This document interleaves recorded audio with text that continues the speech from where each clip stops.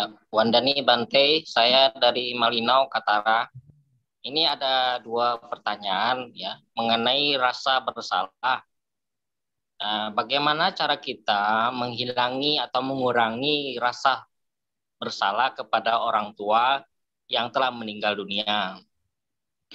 Yang kedua, saya dulu pernah mungkin sama Bante ya, bulan 2 kemarin kalau tidak salah, kan saya juga COVID-19 positif. Dan sekarang saya belum divaksin. Dan orang tua saya juga dan adik saya belum divaksin. Mereka ini terus terang masih tidak mau divaksin. Nah, yang pertanyaannya saya adalah bagaimana cara kita memberi pengertian kepada orang supaya itu mau divaksin. Terima kasih, Pak. Namo Buddhaya. Baik, wah ini dari Malinau, saya malah belum pernah ke sana, tapi sekarang justru dengan dalam jaringan begini, kita bisa saling ketemu. Nah, kalau tadi pertanyaan pertama adalah bagaimana ya saya punya rasa bersalah kepada orang tua yang sudah meninggal. Nah, rasa bersalah ini karena kita sudah melakukan sesuatu yang mungkin bagi kita ada kekurangan, tapi mungkin belum tentu untuk si orang tua. Yang tadi kan saya contohkan misalnya umat perdana makan, kemudian numpahkan sayur ke biku, kuahnya, dan kemudian dia rasa bersalah, padahal mungkin bikunya sudah nggak mikirkan itu. Tapi kalau sekarang orang tuanya sudah meninggal gimana? Ya kita setiap kali ingat kesalahan itu, kemudian kita mengulang kalimat, semoga orang tua bahagia, semoga semua makhluk bahagia. Jadi kita mendoakan, kita mengganti energi negatif kita yang rasa bersalah, tuh gimana ya, saya sudah menyusahkan orang tua ini, padahal sekarang orang tua sudah meninggal. Nah, daripada energi negatif itu dilakukan seperti itu, lebih baik kita mengganti dengan energi positif, mengulang, ya semoga orang tua bahagia, semoga semua makhluk bahagia. Kalau kita bersalahnya kepada kedua-dua orang tua. Tapi kalau kita bersalah misalnya kepada ayah, dan ayah sudah meninggal, ya semoga ayah bahagia di alam kelahiran yang sekarang, semoga semua makhluk bahagia. Jadi kita mengganti doa.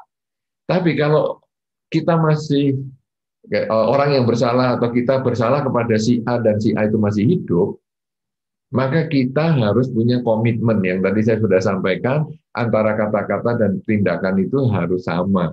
Jadi, maaf ya, saya sudah melakukan kesalahan ini, dan saya tidak akan mengulang kesalahan yang sama ini lagi.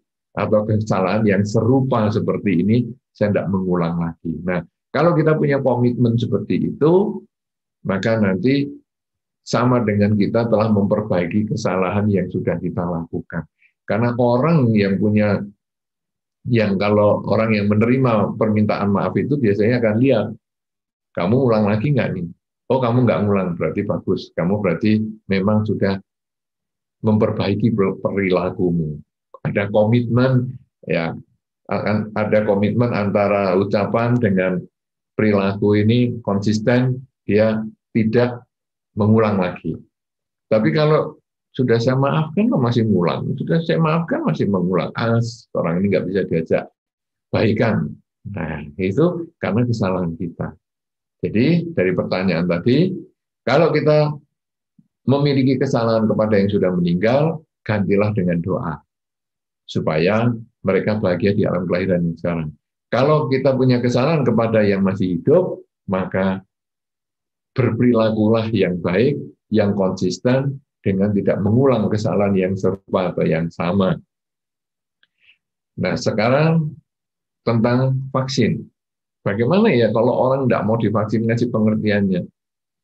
Ya, memang vaksin ini kita harus jelaskan bahwa orang yang sudah divaksin cenderung memiliki daya tahan yang lebih baik daripada yang belum divaksin. Itu kita harus tekankan supaya ada kesadaran. Kemudian kalau memang kita menjelaskan masih belum bisa, cobalah minta orang lain yang kira-kira orang tua atau keluarga kita itu mau mendengarkan nasihatnya. Misalnya, apakah dari teman yang mengerti tentang kesehatan, apakah dari keluarga lain yang sudah mengerti kesehatan, coba suruh menjelaskan kepada keluarga kita.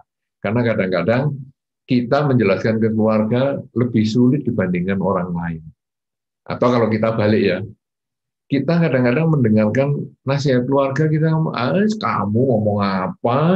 Saya kan sudah tahu kamu kan kelakuannya gini. Jadi kita agak merendahkan keluarga kita sendiri. Tapi kalau orang lain yang ngomong, ya, ya, ya, nanti saya perhatikan. Nah, itu juga ada yang seperti itu. Makanya kita lihat keluarga kita ini mau nggak dengar omongan kita. Kalau mau ya sudah cukup. Tapi kalau nggak mau seperti yang tadi Anda sampaikan, kasih tahu kok nggak ngerti-ngerti kok bahwa vaksinasi ini penting. Wah, kita harus cari orang lain ini.